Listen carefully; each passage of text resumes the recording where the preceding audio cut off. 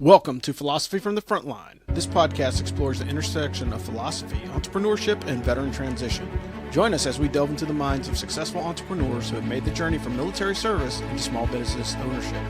Our guests will share their insights, experience, and unique perspectives on life, business, and the world around us. Through deep conversations and thought-provoking discussions, we hope to inspire and empower our listeners to tackle their own challenges and achieve their dreams. So sit back, relax, and get ready to explore the world of entrepreneurship from a veteran's point of view. This is Philosophy from the Frontline, and we'll see you on the high ground. Welcome back, everybody. This is Philosophy from the Frontline. This is episode number 118 with Matthew Hasty. So this will be interesting because another Army veteran, first warrant officer on the show, by the way. So congratulations on that. But yeah, this will be an interesting conversation. You spent quite a bit of time in the military, right? And that's always an interesting part because backgrounds are different and transitions are different. And that's what the purpose of this podcast is, to talk about your veteran transition. But before we get into the transition piece, let's talk about you in general. So if you don't mind, give us your superhero origin story, background, where you're from, what made you decide to serve in the military. Thanks. I'm originally from the Deep South, from the Mississippi, Louisiana area. I grew up, like a lot of veterans, I think I grew up on the poorer side of American economics. And once I got to the 18, 19 year time frame, started to figure out that, you know, waiting on tables and cleaning toilets wasn't something that you could do long term and have a successful life. I think, like most people who grow up relatively poor, I joined the military for a lot of reasons, but one of the biggest is the opportunity, the idea of escaping from the circumstances that I had found myself. And I chose IT at the time. It was a 74 Bravo information systems operator analyst, which just means a computer guy. Yeah. And in the Army, I think you know how that is, sir, that just because you're a computer guy doesn't mean that they're not going to throw you on the radio when they need you on the radio. You'll be the satellite guy. You'll be whatever it is. But for 20 years, I was the commo guy. I chased all the technical certifications, had a CISSP, CCNP, CCNA, Security Plus, Net Plus, all of the fancy stuff. And if you don't know what those stand for, I'll let you look them up, but they're very fancy. Yeah. Did the degrees. My goal long-term, I figured out very early in my career that I was probably just going to stay for 20 years because while the military is a challenging lifestyle, it's also the benefits long-term, the hardships aren't enough to outweigh all those benefits. If you can tough it out for 20 years, you end up with that retirement and a lot of benefits. So I knew early on I was probably going to stay for 20. I made rank fairly fast. Luckily for me, I was up for the NCO ranks right around the same time that Afghanistan and Iraq were kicking off. So they were promoting everybody and enlisting everybody. I made E7 in less than 10 years. Wow. Which was unheard of, and I think today it would be unheard of. Yeah, particularly in combo. Yeah, I knew how to play the game. I knew how to do the paperwork and go into the Soldier of the Month boards and doing all the degrees. So I was a sergeant first class for right at 6 years, and figured out that I wasn't going to get promoted to master sergeant anytime soon, and dropped my warrant officer packet when I had done 15. I was 15 years enlisted, so I had to get an exception to policy, but went to warrant officer candidate school in 2015, had a great time. And then did a year in Korea, then came back from Korea and did 3 years in the 3rd Infantry Division and had a warrior transition battalion experience and got out of the military. When I finished the military, it was a benchmark moment in my life because I had reached every goal that I had ever set for myself. I had all the degrees. I had everything. I ended up being a contractor on Fort Bragg on the other side of the fence, making, you know, combined with my retirement, I was making more money than I could ever dream. I grew up in a trailer that had a hole in the floor. So the amount of money I was making was ridiculous. Yeah. But I think a lot of people, once you reach your goals, depending on what your goals are, it can become an existential moment where you realize that the pursuit of the goal is more rewarding than reaching the goal. Because once I got there, I realized that I didn't really want what I had. I wanted the money my whole life. And now that I had the money, I realized that there was more to it. And not to get too theological on you, but I felt called by God to pursue a different avenue of my life. And I went to Louisiana and ran for Congress. So from the military to contractor to wannabe politician, And the only success I had as a politician was that I ran in the year 2020 for Congress, which is the same year that Kanye West ran for president. And in the state of Louisiana, I got more votes for Congress than Kanye West got for president, and he'll never be able to take that away from me. Yeah, that's true. So, yeah, that's cool. And then after that, I lost for Congress, moved to Charleston because this is where my ex-wife settled with my daughter, and decided to embrace my artistic side and try to share my experiences with fine gentlemen like yourself. Yeah, and that's cool because like one of the things that some people find that calling to stay in the military for 20 years early. Some people it takes time to grow on them, but the reality of it is the military is a great place to start, right? So as a transitioning veteran, you have to remember that, all those skills that you pick up along the way, whether it be 5 years or 25 years, they're all helpful when they translate into, the opportunities outside of the military. And one of the difficulties I think that we all have, particularly like the folks that do more than 10, is shedding the suit, right? Like, how do I take this thing off and become another person because I've relied on, that position, that rank, that uniform for so long? Like, how do I just become a worker at a business or an employee at a business? And so that's one of the more difficult parts, at least something that I've identified in my transition. And that's part of the reason why I started this podcast, is to talk to people that have successfully done it, right? Because your transition is unique to you as your DNA. But, if I focus on too many of the crazy stuff or the wrong things, I can have a wrong result. And that's part of trying to avoid those trappings of falling into the wrong kind of crowd or the wrong opportunity afterwards. And that's one of the things that I like to study and all that. But so transitioning from the military, you got to the end, you said you had a warrior transition brigade experience. So that sounds like, that could go one of two ways: very, very well or very, very poorly. So the Warrior Transition Battalion took very good care of me. The 3rd Infantry Division took very good care of me. And there's a lot of people who have these nightmare stories about the VFW, and the VA has taken very good care of me. Mm-hmm. But I had a lot of, I don't know how deep you want to get into it, but I had a lot of mental issues. I had a bit of a breakdown toward the last year of my career. Mm-hmm. And I had a lot of trouble reaching that 20-year mark. And without the great people at 3ID and the WTB, I probably wouldn't have made it. But that as you're transitioning, for any advice as somebody's coming up to it, never be afraid to ask for help. That's one of the things that I think that masculine energy in the military, I think they might be getting better at it now, but it used to be that, you don't go to sick call. People who go to sick, if you can walk, you don't need to go to sick call. Yeah. But kicking the can, especially on your mental health, when you get to the point that you don't want to wait until you need help. You want to catch it when you just I think I could use some help. Yeah. So especially as you get closer to that transition time, you don't want to try to transition with those issues ongoing. The military will help you take care of those things if you ask for help. I can't speak for everybody. Military did help me take care of those things because I did ask for help. Yeah. And I think that's one of the things, like you mentioned, is not being afraid to reach out. Yeah. And even today, right, as a veteran, it's okay for you to pick up the phone and reach out to somebody and be like, hey, I need some help. Like, I'm jammed right now, because I've had experience in my own life where, close friends of mine's had like traumatic events happen and I didn't even know about it. And it was because, I was too embarrassed or ashamed to pick up the phone and call. Right. And after we work through it, it's like, hey, don't let that crap happen again, because it's very important that, we keep touch. And that's part of the connective tissue, and those experiences that you had like downrange, or those experiences that you've had in different organizations throughout the military, those will be the seeds that those are the threads that you can pull on when you need help. And I think a lot of people forget that, or they go out there and they're alone and unafraid because they're like, oh, this just isn't going to work out for me because of X, Y, or Z. But the reality of it is like, don't be afraid to pick up the phone. Communication is important.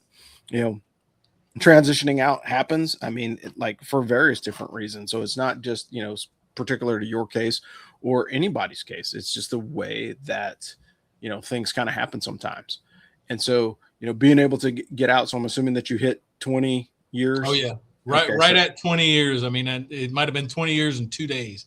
Yeah. So you're the second person that in like less than 24 hours that said 20 years and 2 days, which is kind of funny. Really? I always said I'm going to do 30 30 minutes past 20 and then I'm going to retire. I ended up doing 23, but that was, for personal reasons and taking care of family stuff. You know when it's time. Yeah. But the reality of it is like, I think that's one of the biggest things that you have to figure out for yourself is, when is your point of like, what's my point of no return or point of diminishing return? So I can continue to, throw myself into this military thing and I'm not getting the same results or feedback that I was getting early, and that's one of those signs that'll tell you. And I've had people way smarter than me, look at me one time and was like, hey man, sometimes it happens organically. And then sometimes the military will tell you just didn't make the cut.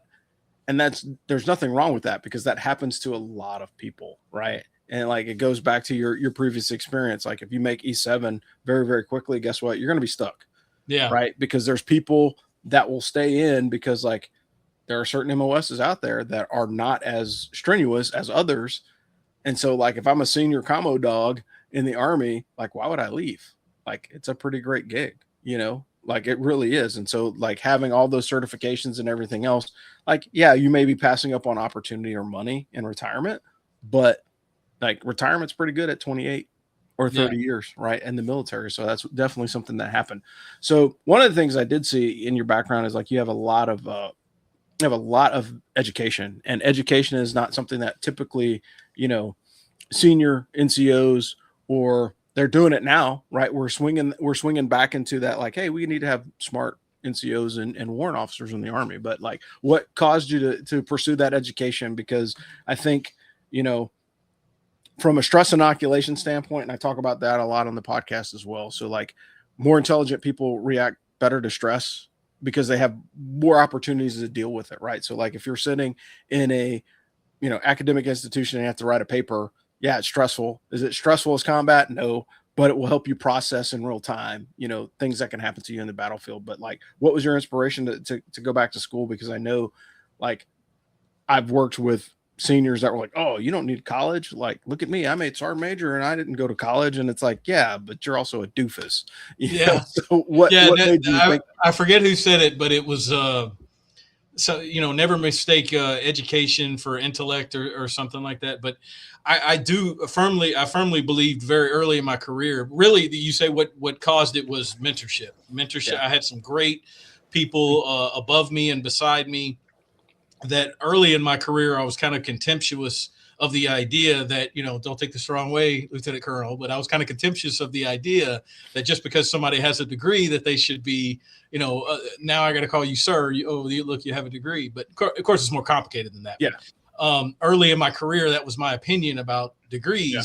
And then as I transition and you start meeting mentors that are smarter than you, and if you're smart enough to listen to them, I came to appreciate education, and especially degrees and going to school. It's not necessarily something that just my opinion. I don't think anybody should look at it as something that raises your IQ level. It's not something that's necessarily going to make you smarter as much as it is going to make you a little more educated, and it's going to give you more tools. You end up with a situation where I still remember the best lesson I got I went to Norwich for my graduate degree, and the best lesson that I got from there was the single and double loop learning about how when there's a problem and I'm sure you're familiar with this, but when there's a problem in the organization or, institution, whatever it is, you never want to be that person who's only attacking the symptoms of the problem. Correct. You want to make sure that you are going down deeper to figure out what is causing the problem so that you can avoid it from happening again. And that's the kind of thing that I learned from a school that I didn't learn from the military that became invaluable later in my career in the military.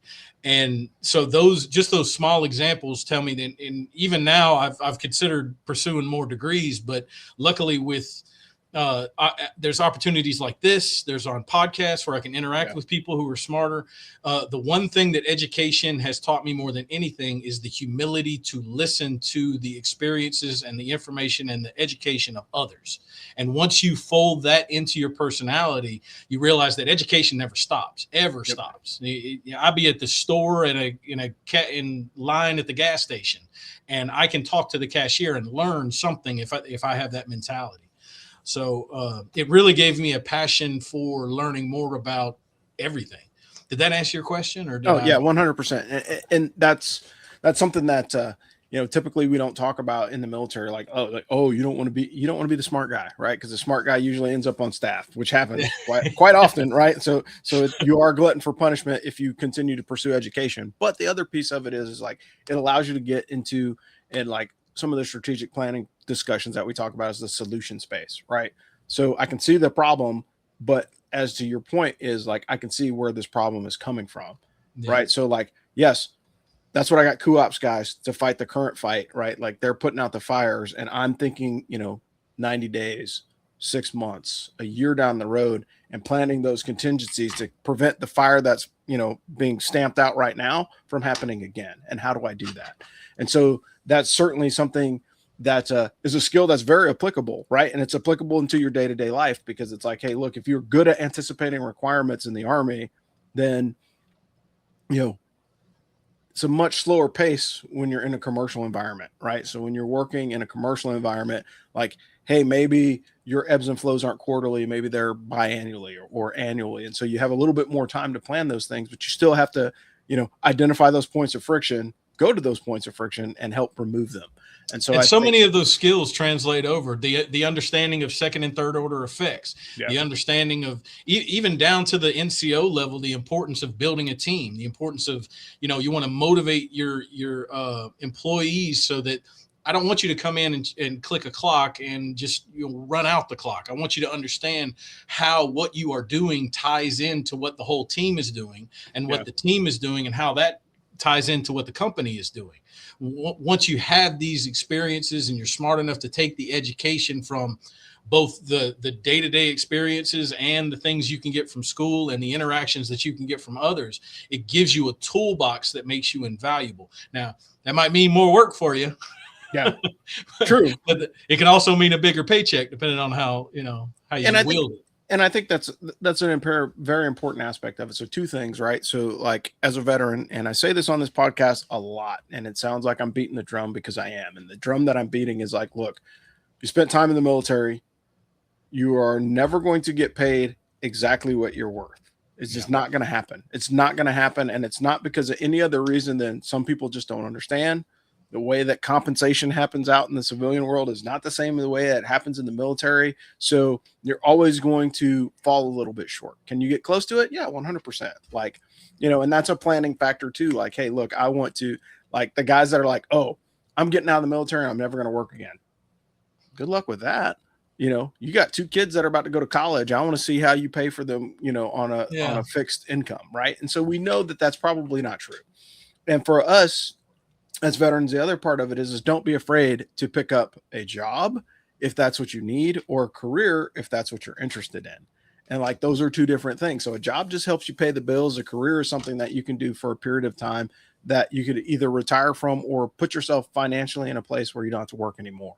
And so I love the way you put that. That is 100%. Because the difference between a job and a career is the mindset. When you are invested in a career, it's not just a job. It's much closer to what you had in the military, that it becomes a priority in a way that it eats up the resources of your mind. And if you find a career that is worthwhile for that, if it's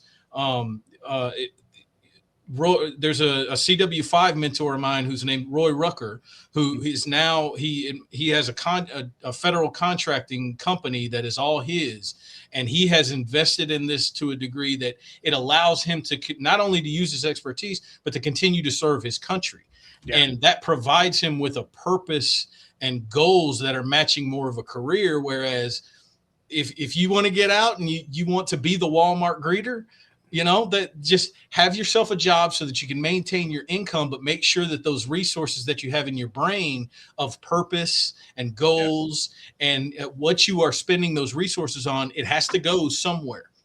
The worst thing in the world is just to be like, I'm just going to get drunk all the time. I'm just going to watch TV all the time. And that happens too, and those are the people that we're always checking up on. Like, hey man, are you doing okay? Right. Because we need to know that you're all right. And I, from my perspective, there's like a tight community. And I tell people all the time, it's like, look, you're going to have your broader circle of friends. Those are people that, from like social media, your parasocial relationships, or like somebody that you go to church with or you work with or something like that. But then there's going to be like those 4 or 5 dudes that know you. Yeah. Your Your that you've had brother, those, those close brothers.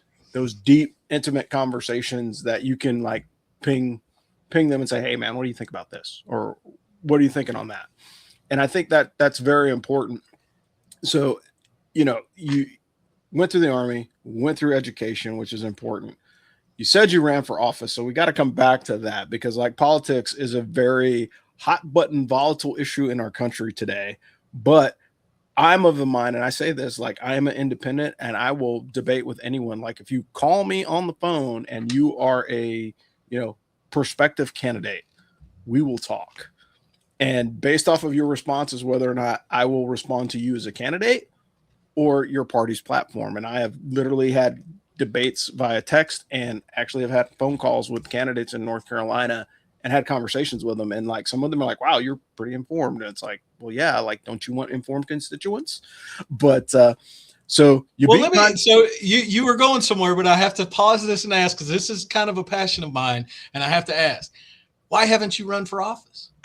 Oh, I will never run for office. And the reason why this is what America needs, Rob. We need informed, passionate Americans. Yes. But the reason why I would not run for office is because I would prefer to be the strategist and help like vector in our candidate. So it's like, hey boss, like you're the boss, you're the face of all this stuff. I will be the guy in the back that's cranking on plans and policies to get you over the hump. You want to be Silvio. You don't want to be Tony. Correct. And that's basically my career in the Army, right? Like I was an XO for 5 years, right? So I spent multiple times, behind the scenes supporting the man to navigate through whatever, traps that we had. And I've had some interesting, commanders that I've worked for, and keeping those guys out of trouble, but also keeping the organization on course is a much more important aspect of leadership to me than like being the face or the spokesperson. The XO is the one that makes it happen. The XO is the one that makes everything happen, and the boss a lot of the times is the guy. I mean, he makes the decisions, but he's also the guy just getting the briefing. Yeah, and typically I like to be where the sausage is made. Yeah, I don't like can I be the person that stands out in front of everybody? Like, yes, I'm a jump master. I've stood on a platform 1,000 times and given pre-jump. Right, talking and interacting with people is not a problem. The issue is it's just like, hey, look. When it comes time for politics, I prefer to remain in the independent center console of it. Okay. And the way I address politics is simply this: logic versus emotions, right? Because right now, the way that our country is fighting about things, majority of those topics, if you take the emotion out of it and logically explain it, there's probably a reason on both sides for us to agree. Oh yeah. I've always been of the mind that there is no such thing as a nationally controversial issue that does not have valid points on both sides. If there was no valid points on both sides, it wouldn't be controversial. It would have been solved at the local and state level. Correct. And I think that's one of the other pieces of it too, is like one of the things that, like from a political standpoint, if you are a veteran and you're thinking about running for office, or you just want to participate in the process, right? And I think that's one of the things that we as veterans like really ignore. Like, oh, I'm never going to vote. My vote doesn't count. Or, I'm not going to do that. How the number of times I've heard people say that, right? And my response is always like, don't complain if you don't vote. Right. So if you want to complain about the president, but you didn't go pull the lever, in November, then that's your fault for not executing your civic duty. And the only person that you can truly, honestly complain about in that situation is yourself, because you didn't take the action that was required to, safeguard whatever your politics are. I'm not mad at anybody who doesn't vote. For a while there, I was, but I'll be honest with you. And I don't know how deep you wanted to get into politics, but I'm so cynical about how broken our system is that I'm not mad at anybody who's tuned out. Anybody who's frustrated with the system and says, no, I'm not voting for either one of these clowns, I'm not even mad at them anymore. Yeah, because the people who you got the choice with, is this guy going to kick me in the groin 3 times and this guy's going to kick me in the groin 5 times? Yeah. Which one of these do I get to choose? And I understand 100% that if you don't participate, you can't pretend to have a voice. I understand that perspective, but things are so bad in American politics. Yeah. And the reason why it's so bad is because there's there's too much emotional hijacking and too much absolutism, right? Like, look, the Constitution, if you read it, it was designed to be a centrist document. Like, you cannot do this without giving something over on this side. And too many people are like, nope, it's got to be this way or no way at all. Yeah. Right. And negotiation is like, again, if you're outside of the bell curve, you're wrong. Right. If you're on the extreme edge of the bell curve, you're probably wrong. Yeah. Really, what's best for the country is somewhere in, between that 30 and 70th percentile underneath the bell curve. And I think that's really the biggest problem that I see is you got too many people on the extremes and not enough people fighting towards the middle. And if we fought towards the middle, life would be better. I can give you pushback on that, but I don't know if you want to turn this into a political conversation. I can do that. I personally don't care if you want to. Well, I think that the moderation between and that's why I say I don't know if you want to go down this, because I'll tell you right now, I don't think there is a bigger threat to the Constitution of the United States than the leftists that have taken control of the Democratic Party. I think there's no middle ground between the constitutionalists on the right and the constitutionalists who are not on the right, because there's a lot of people on the right who are not constitutionalists. Correct. But I don't think there's any middle ground to be had with the Democratic Socialists of America or the people who have embraced some of the ideology that we have on the left. It's moved so far away from the mainstream, from even common sense or facts, that meeting them halfway would still be extreme. Yeah, well, as far as I'm concerned. Well, it goes back to the diagram that Elon Musk drew on Twitter a couple years ago, right? He's like, this is the Republican Party. They haven't really moved. This is me. Yeah. I haven't really moved. This is the left. Yeah. They have gone so far to the left that people that used to be in the center are now center right. Yeah. And that's what it is. It's no longer a discussion of, hey, my party, like, let's be honest here, right? Let's take the most hot button issue that in the past few years, right? Abortion, right? What happened with abortion, literally, if you go back and you read the legal review that Ruth Bader Ginsburg gave in the 70s, she said that Roe versus Wade was not a well adjudicated court case. Now, that being said, what actually happened, for those that are going to scream at their freaking, their phone or television or whatever they're looking at or listening to this podcast on, for those of you that are going to scream at your phone because I'm saying that, it's true, go look it up. But the other part of it is the ability for a woman in the United States to have an abortion has now been pushed down to the state legislature. So if your state says it's safe, legal, and rare, that's what it is. If your state says outright ban, that's it. There was no sweeping change that was created because of this. It was just like, hey, look, you know what? This should not be federalized. The state government can handle it. And so, like, you're actually gaining more power at the state and local level to make those changes because those elections happen more often. And, oh, by the way, you're not dealing with an appointed Supreme Court justice that's going to be sitting on the Supreme Court. So guess what? You can take it to your local authorities and make a change. You want petition the governor. That's the truth of it, right? So if you understand the Constitution and you understand that our country is designed to,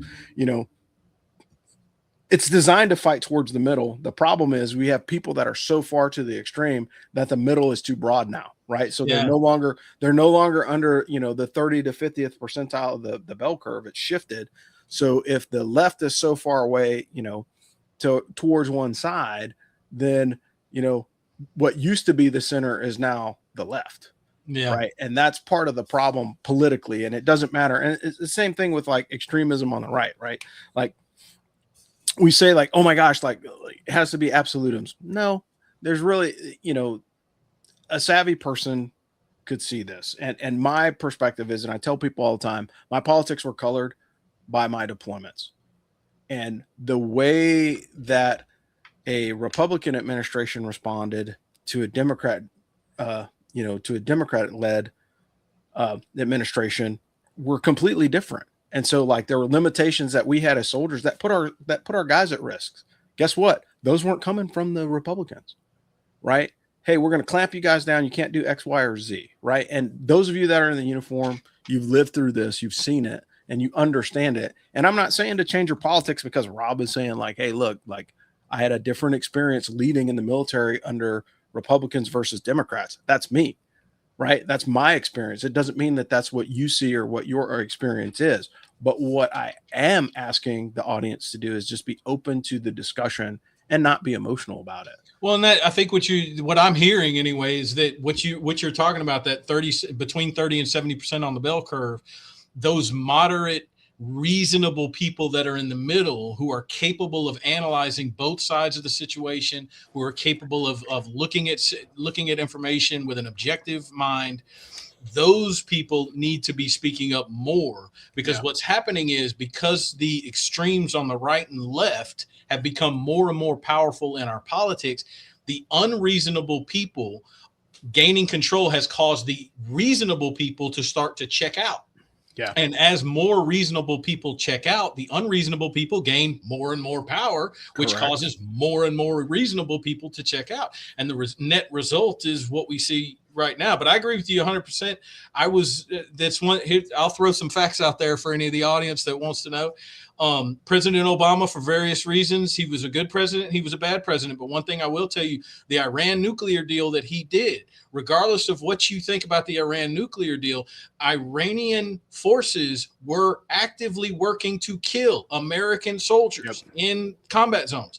And that Iranian nuclear deal, it relaxed all of the, released all their funds. It relaxed all the sanctions. It gave Iran all of these benefits while doing nothing to address the fact that they were actively trying to kill American soldiers. That was my biggest problem with it. And nobody talked about it. Nobody, it was one of my, go ahead. Well, because Obama had the club of race, right? If you disagree with me, you're a racist, right? And that's a huge problem. And that's a big problem that has continued to be stoked until today, right? Like, I don't know if you saw it, there's several news stories of like illegals killing Americans. And at some point, when are we going to have that conversation? And it's like, well, majority of them are law abiding. Well, no, they broke the law to get here, right? And that's basically it. I never thought I would live in an America where it's like, why is it controversial that we want to deport illegal immigrants? Like, this conversation is so insane that it becomes. Yeah, I know a guy, and I won't use any of his identifying information, but his family is very, very liberal, ultra liberal, and they're like, oh, we're going to move, we're going to leave the country, right? Well, guess what happened? Exactly. Guess what happened when they started petitioning and trying to find a place to live? They're like, no, you guys can't come here. Like, why? You're employable. Your wife and your kids aren't. So guess what? You can come. They can't. Right? Because internationally, they don't have the same welfare state that we do. And it's a mentality that we have. The reason why we have so many people in on the take in America is because we have prosperity and we are able to be generous with everything. Guess what, folks? Simple fact is, if you stop taxing us to death, the American people would give their money away in charitable donations anyway, because for the longest time, it was within $3 or $4 million of charitable donations from the United States. Looking at the USAID budget, right? If you laid out charitable donations and the USAID budget, like, the American people were out giving USAID. Yeah. So by far, we're the most charitable country. And I love that you use that example, because what I think your friend figured out is that it's not unreasonable for a country to base their immigration policy on what you are going to bring to the country. Correct. Like, what benefits do we get for allowing you to immigrate to our country? That is not an obscene mentality to have. That's how an immigration policy should work. This modern, and depending on how far you want to go down the rabbit hole, it really, to me, it's 10 years old, and it's got to do with how Democrats are losing support from American citizens. Oh, yeah. So they decided to import tens of millions of unvetted illegals, and then call you racist for not supporting it.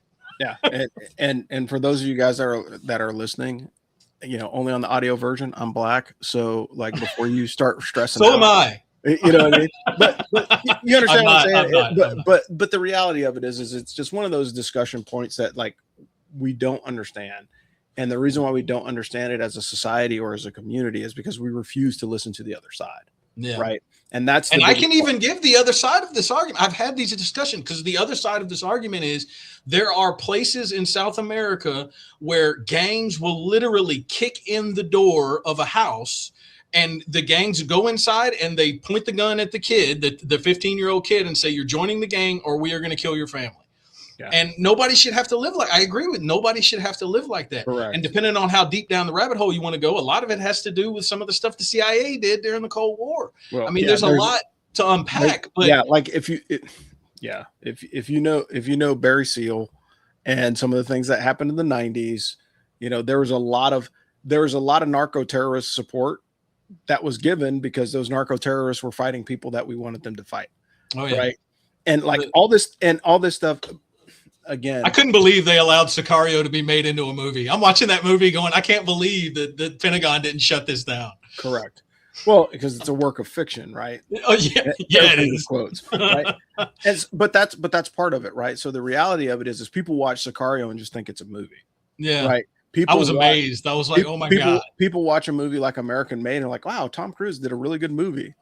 Like, no, like that was real. Like, no, history made a great movie. Yeah, right. And that's part of it is this understanding it. And it goes back to the previous point of like, look, if you want to be the average American, you probably don't pay attention to this stuff, right? To be completely honest, like your day-to-day is not filled with, talk radio, watching CNN, watching Fox News, watching whatever. I've got a job. I've got things to do. And that's okay. And that's perfectly all right.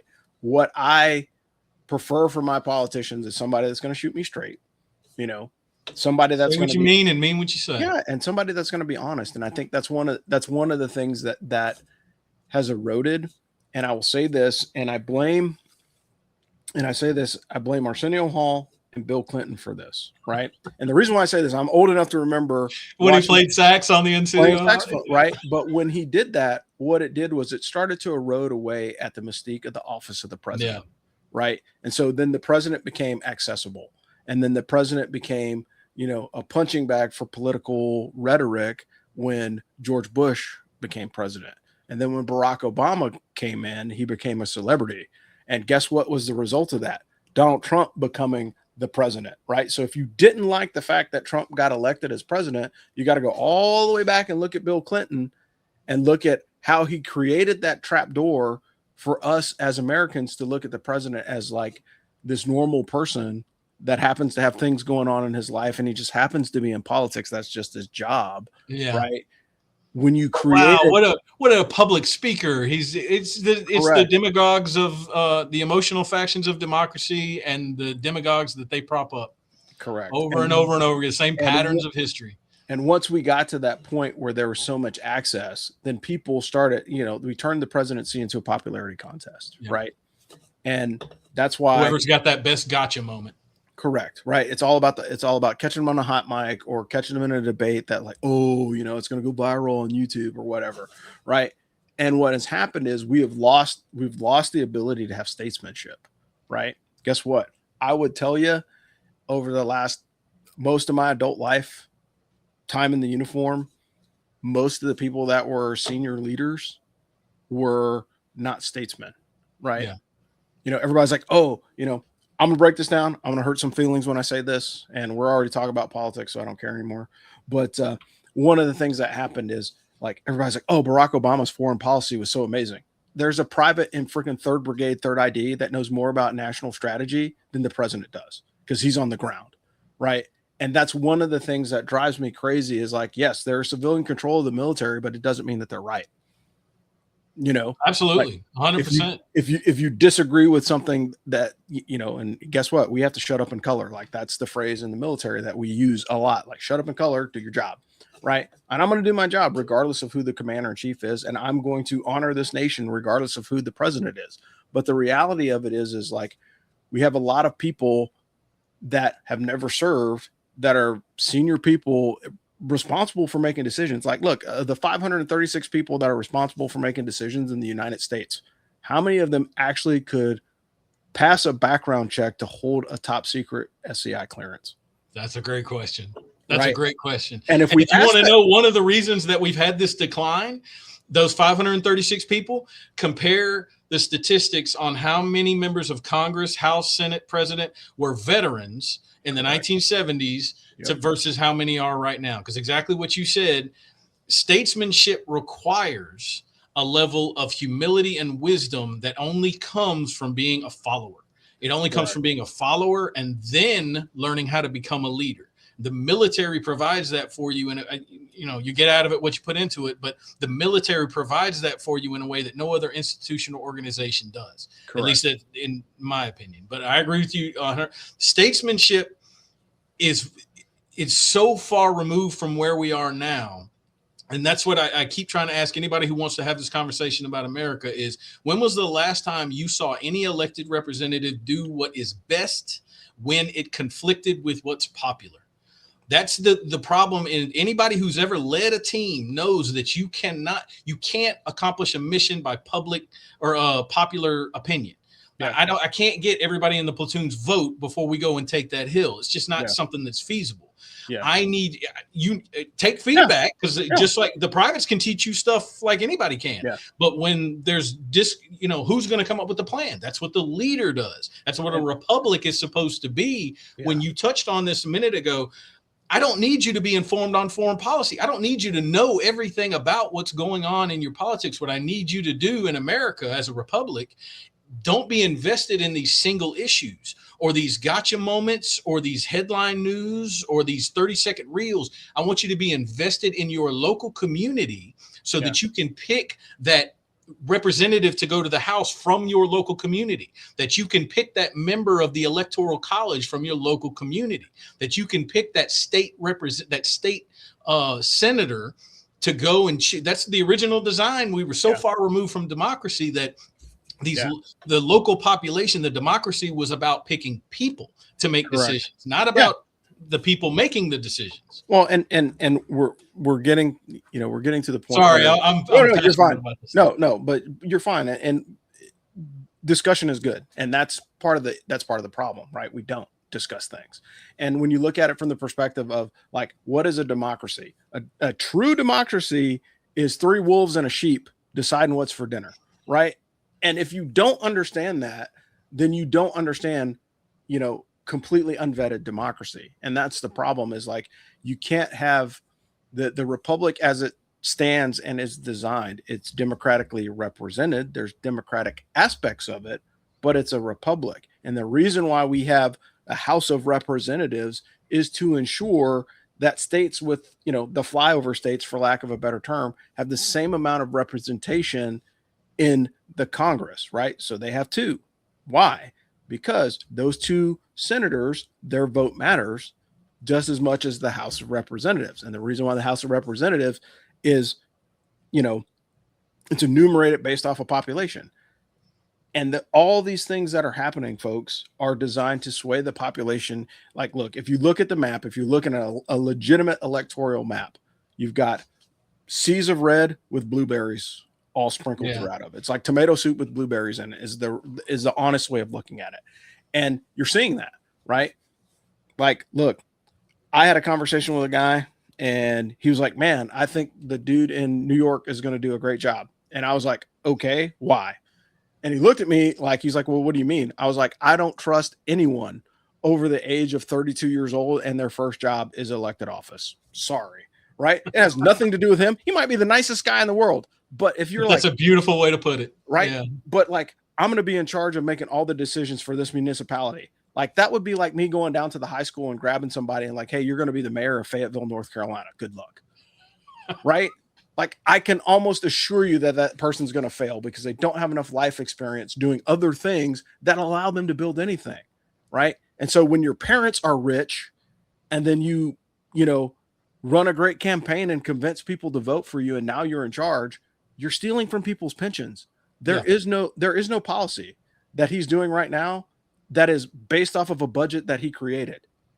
Well, he got bailed out by the state. That was everybody was, he solved the city's budget problems. It's like, no. The state gave him like $10 million or something. And guess what? Balance his book, and he's got to pay it back. It's like in 5 years, it's due. Yeah. And somebody now has to pay for that. Like, look, it's very, very simple. Well, and it's the difference between, we were talking about education, and it's the difference between the ideology of universities and the people who spend their lives behind desks and they think, if we just give the government enough money and power, we can solve all these problems. And the real world experiences of people who are out there going, hey man, I don't know what utopia you think exists in the world, but if you allow people to not do anything and still feed themselves, that's what they're gonna do.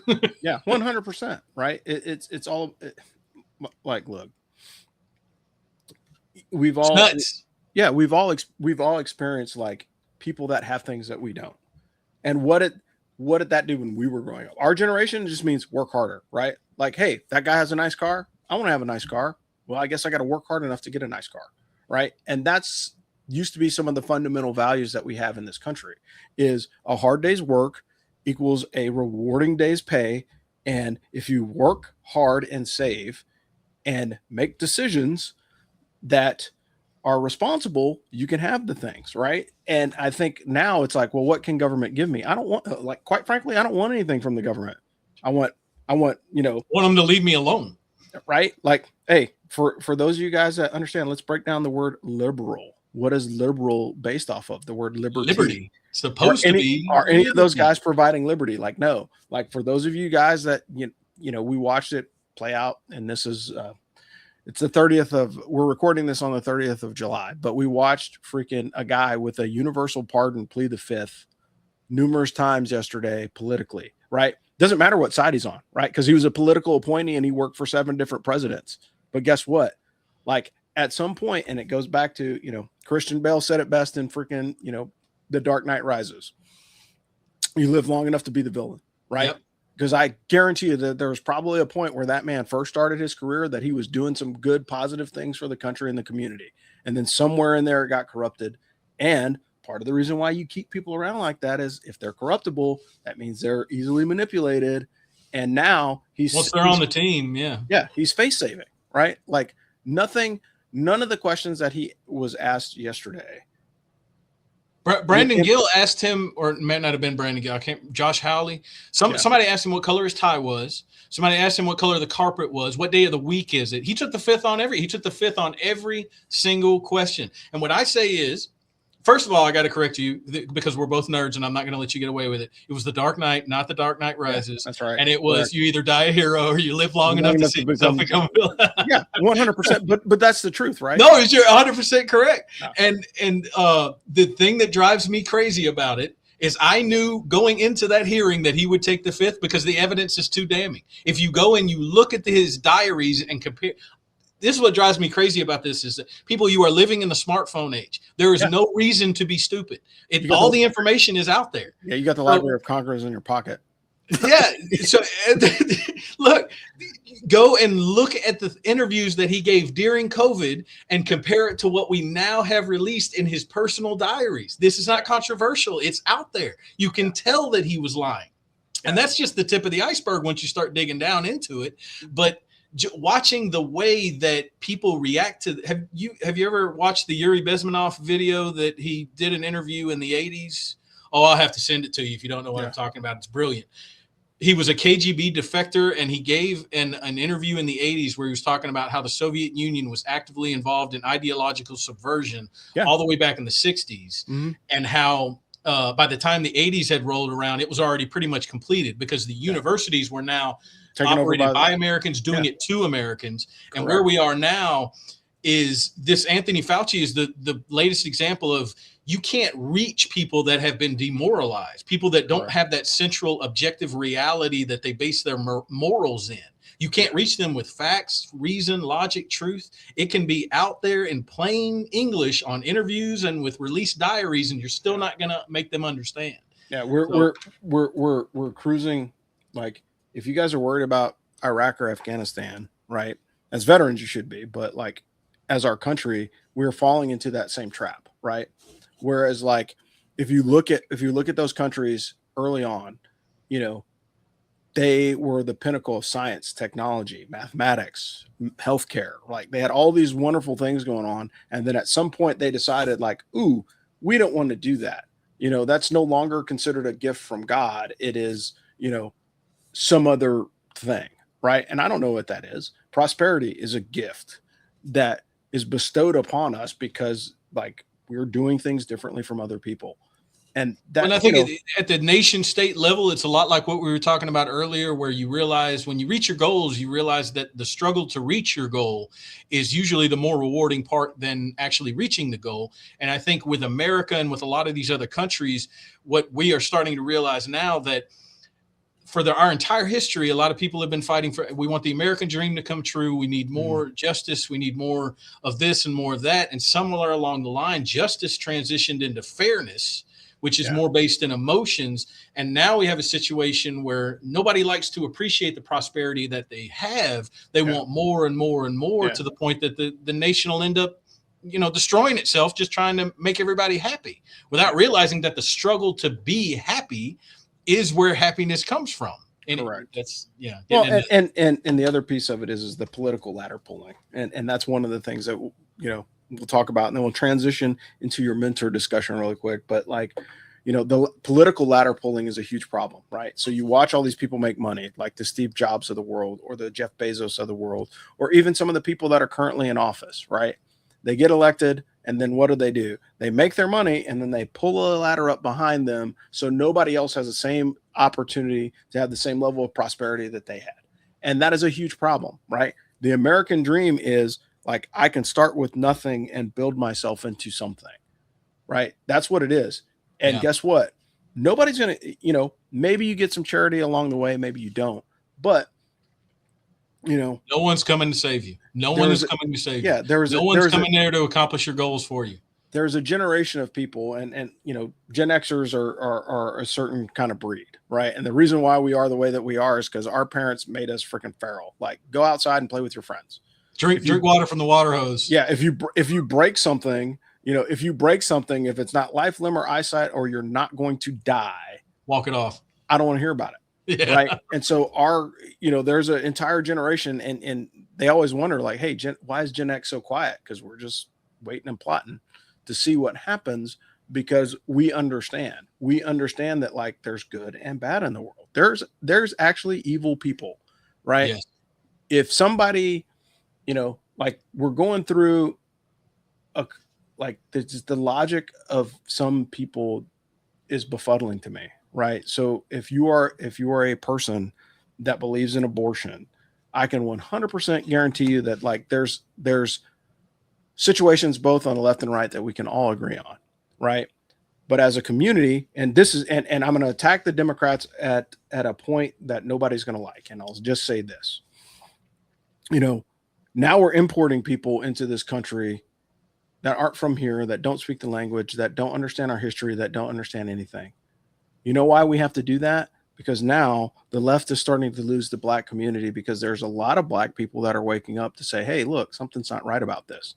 Now, to go one further, I will tell you what community was hit the worst by abortion since the onset of Roe versus Wade. There's more black people killed by abortion in the history of this country in 50 years than there ever was during the slave trade. So if you think of it from that perspective, as a black person in America, why would you vote for Democrats? Right? I'll be honest. I'm a white man, so this is a difficult conversation for me to weigh in on. But I'll be honest with you. I've never understood. I mean, I kind of understand it. Like I try to see all sides, but I don't think there is any group of Americans that collectively has more reason to distrust the power of government than black Americans. 100%. But the reality of it is it's like, look, the best, it goes back to your previous point. Like, hey, discover it on your own, do your own research. Don't allow some person to tell you this is the way that it is, if your eyes are telling you something different. Yeah. It's the smartphone age. That's what I keep coming back to it, because it drives me crazy that, I mean, you remember 100 years ago, 200 years ago, imagine all the things you would have to do to become reasonably knowledgeable on anything. Yeah, or go back 1,000 years. And now we have these magic boxes that we all carry in our pockets that connect that have like limitless amounts of information, and people choose. And there's crap out there, so it's not, there's plenty of BS, but the truth is in there too. Yeah, and again, it's just, but it goes back to what your previous point of, the long march, right? If we can make it through the educational institutions, then people will be stupider on the far end, right? And that's the whole point, right? We have eroded our education system to the point where, parents are homeschooling their kids. Why? Because homeschool, I know the result that I'm going to get, because I'm going to teach my kids reading, writing, arithmetic, and I'm going to hedge my bets that the social interactions that a kid is going to get from public school can be overcome, later in life as a well-adjusted adult if they're highly educated, right? Definitely. If you're educated person, because again, back to the previous point, educated people respond better to stress than those that don't. They have more tools, right? That's anybody who you want to understand where education is in America. Ask you ain't even got to ask a student. Ask an adult what the Federalist Papers are. Ask them what you ain't got to ask them what any of them say. Just say, what are the Federalist Papers, and see how many people even know the answer to that. Yeah. And the idea that you can live in America, and America is built on the Constitution, and to not know how the Federalist Papers relate to that, it drives me crazy to see where we've become, where we've fallen. To be ignorant is a choice, right? Yes, and that. Well, if I don't know about it, I can't influence it. Yeah, that's probably true. Like, that's true, right? Like if you, and that's okay. If you're ignorant, that's fine. Don't be passionate and ignorant about the same thing. Correct. That's all. Yeah, and that's a simple ask from me. Like I will openly debate with people. I've debated with people, and I was like, show me on your smartphone the video of said event, and they can't do it. You know why? Because it doesn't exist. Mm-hmm.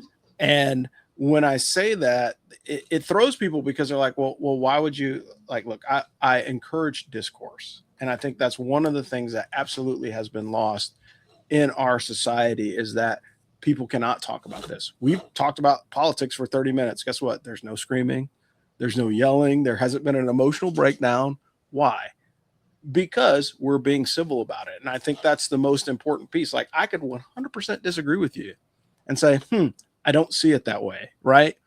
The phrase, I can give you the other side of all these issues. The phrase agree to disagree was something, and we learned that. Live and let live. That's what America is supposed to be. That's why what American federalism is. What you were talking about with the state level control of abortion. That's what it's supposed to be. Yeah. And if you're not a fan of the 10th Amendment, you probably should be. And the reason why I say that, as a citizen in the country, you can affect that a lot faster than you can, every 6 years or every 4 years. Right. Yep. Like, that's just, it just makes more sense. Most people couldn't tell you what the 10th Amendment is. Most of it, that I had I don't pull you off too, but I was on a podcast not too long ago, and they're great guys. I don't want to disparage them, but it's called the Black Summit Podcast, and they are very, very passionate about racial issues in America. And we got into several conversations about the Constitution, but the only thing they knew about the Constitution was the Three-Fifths Compromise. It was literally, that was the only thing they knew. They legitimately. But there's also an amendment that came after the Three-Fifths Compromise that completely negates it. Well, that's. I didn't even get that far. When we were talking about the Three-Fifths Compromise, I was just trying to make them understand. Do you think that why was it put in there?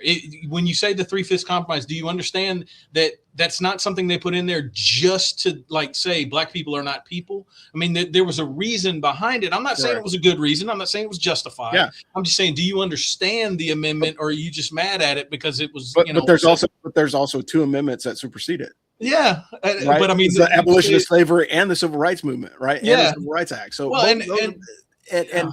but that's also taught.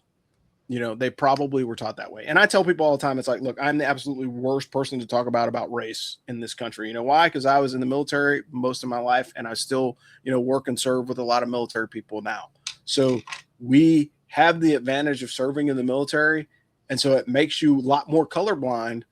Than you would if you were the average person in America. And I 100% can admit that. Like, look, well, you have a unique take on this. Like, yeah, because I grew up, because here's my formative experience. When I got in gunfights, I wasn't looking to make sure that the black dude was covering my six. Yeah. Right. What race is that person underneath that flag? Said no veteran ever. Yeah. Nobody gives a shit. Yeah. And that's part of like one of the most tremendous things that we have as veterans. That's like one of the single greatest gifts that we have, is to be able to like, hey, look, I have white friends and black friends and Hispanic friends and, all different kinds of friends from all over the world and all these different backgrounds. And so we are less affected by the race stuff, I think, because like we've seen it like not work, right? Like, oh my gosh, that guy's a racist. Like, all right, whatever, you can say that. And we can see the greatness that is America. Because I know you're a lot like me, sir. You've definitely worked with some of these other militaries out there. And some of them are very diverse as well. The British military is very diverse. But in America, you go sit in a gun truck with somebody and there'll be 6 people. None of them are the same race. None of them. You'll have one guy that barely speaks English and you're all friends. Yeah. But you all got that same damn flag. And I think that's ultimately like if there's one point that I would say, like, hey, yeah, we talked about politics, we talked about transition, we talked about a lot of stuff. But at the end of the day, the main thing is understanding that, if we truly want to honor the idea of America, the idea of America is being accepting of all the people that live here legally, that fall underneath the Constitution, because again, they're all created equal. Yeah. All of them. And they all have those inalienable rights. And guess what? For those people that wanted to come here or want to come here or still continue to come here, it's kind of like, if we're such a bastion of racism and hatred, then why did we have 20 million people cross the border in 4 years? Right? Because this is such a racist country. Yeah, like, no, such a terrible place. Everybody wants to come here. Correct. And it goes back to, it's kind of like the stolen valor argument, right? Like, hey, look, why, why being, a Ranger qualified dude in the Army is cool?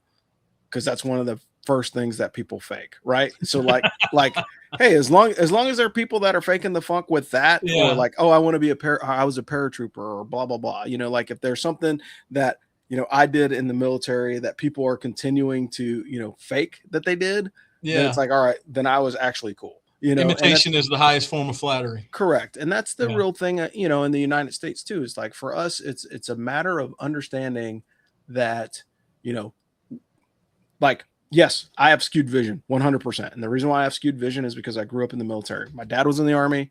I did 23 years in the Army, and I still work around military people today. Right. So my entire adult life has been around military people. And guess what?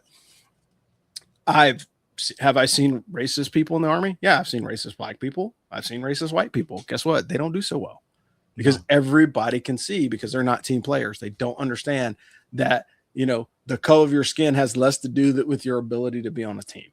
Right. And nailed it. I'm so thankful to be this way. Right. Like, that's one of the things of my military experience that I wouldn't change, is like, well, you just don't understand. Like, no, I understand. And I can explain how a lot of these fractures in our country happen, because they're similar to experience that you see in real time when you were deployed. So like, if you ever dealt with the Afghan police, right? The local police had to beat down, they were friends with everybody. They understood everything. And then we pulled all of them out to move them to the Central Training Center. And then we dropped a bunch of people called the ANCOP into their town, and they're all federalized. And these federal people did not care about, oh, the mosque on the street corner was owned by my grandfather, or my cousin works here, or whatever. They just ran roughshod over the place because they weren't from that community. And like, that's the biggest lesson of all this. And like, I saw that play out in Afghanistan. You want to have impact locally, do your local stuff. Because when the federal government comes in, it only gets worse. It only gets worse, right? Like, it's like what Ronald Reagan said, like, the worst words in the English language are, hey, I'm from the government and I'm here to help. Right? Like, we all know that can't be good. Absolutely. And so like, if you have the opportunity to support your neighbors, support your community, do things of a positive impact, it doesn't learn matter. your neighbors' names. If you don't know the names of your neighbors, you don't this is your goal. If you don't know your neighbors' names, give yourself 1 week and learn 4 neighbors. Yeah. And that's not political. That's just like introducing but yourself. you have to have a community. Yeah. It was something throughout human history that was just so common you didn't even think about it. And nowadays our communities are on these things. Correct. And we've learned to yell at people and be assholes because there's no consequences. There's no threat of your neighbor. You know, you'd have to interact with that person every day if you were an asshole to them. You might get punched in the face. Yeah, you know? like remember when you were kids, you act like a jerk, you got in a fight at the bus stop. Yeah, you grow up and learn that, hey, I can't be an asshole to everybody. Yeah, I'll get punched in the face. And I think that there's a lot of truth in that.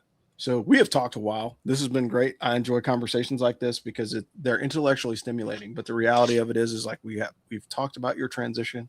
But to wrap the show up, I'm going to ask you, the question that we talked about in the pre-show. Was there a piece of advice that someone gave you, book, mentor, something that helped you transition into where you are today that you take note of and then you would pass on to someone else? There have been so many, and that's we kind of, like you said, we talked about it a little bit, and I'd have a lot of trouble narrowing it down to one. The book, and a lot of people will roll their eyes at it, and I'm sorry. There's no single book that's going to help you more in your life than the Bible. And I don't want to try to force religion on people. I know it makes people cringe and it turns you off, but I have to say it because I was an atheist for 30 years of my life. Okay. And I'm going to tell you right now, the best version of your life is on the other side of your surrender to Jesus Christ. So as a book, I would definitely recommend the Bible. As a piece of mentorship, I really think that the best thing that I've ever learned or been taught was to seek mentorship. I mean, it's kind of a cop-out to say that, and I apologize, but to have the humility to understand that I'm 46 years old. I've got a mentor. There's plenty of people that I can go to, and you don't even necessarily need to go to them for advice. Like you were talking about earlier, to have these close friends that you can go to and just talk to about your issues and stuff. But you need to have people in your life that you respect, that will listen to you, and that will tell you when you're wrong, that will tell you when you're being stupid, that the people that will look you in your face and tell you a truth that they know will hurt your feelings, but they know you need to hear. That's very, very important. I wish I had a single piece of, a saying or something that I could give, but that if I had to pick one, it would just be the importance of mentorship, to find a mentor and appreciate them. Yeah. And so basically what you said always brings up, and I always talk about this. I haven't mentioned it in a while, so I can bring it back up, but it's the, what is it? The Ken Coleman book, right? So Ken Coleman wrote a book a few years ago, and basically the gist of it is, and I'll put it in the podcast description because I'll remember by then. But the whole point of it is, it's basically, we all know 6 Degrees of Kevin Bacon, right? So the Ken Coleman book, the proximity principle is what it's called, right? So the proximity principle basically goes to your point of like, hey, how do I get myself close enough to somebody that can help me and be an influence, right? So it's like, hey, I may not be able to get on the television program, but I know somebody that's a producer, or I know somebody that works at the TV or the radio station, or I know somebody that works in the office of the politician that I'm trying to get in front of. And so what you have to do is you have to understand where you are, understand the people around you, have those hard conversations like you were saying, and those will open doors for you. So when you need to get to the politician or the television interview or the person that you need to talk to, those doors are open, or they're a little bit easier to open because you have relationships with people that they know and trust.